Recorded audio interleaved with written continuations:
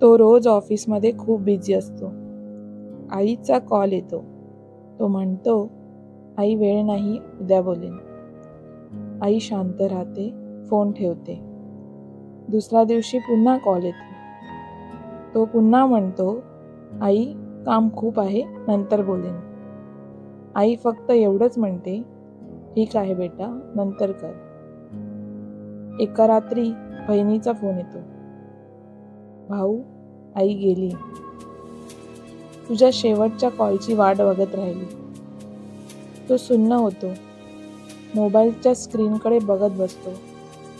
आईचा नंबर अजूनही अनआन्सर कॉलमध्ये दिसतो. तो आईच्या रिकाम्या खुर्चीसमोर बसतो. फोन कानाला लावतो. हळूच पुटपुटतो, आई, आता वेळ आहे, पण तू नाहीस. आई वडिलांसाठी वेळ काढा, कारण उद्या वेळ असला तरी माणसं नसतात.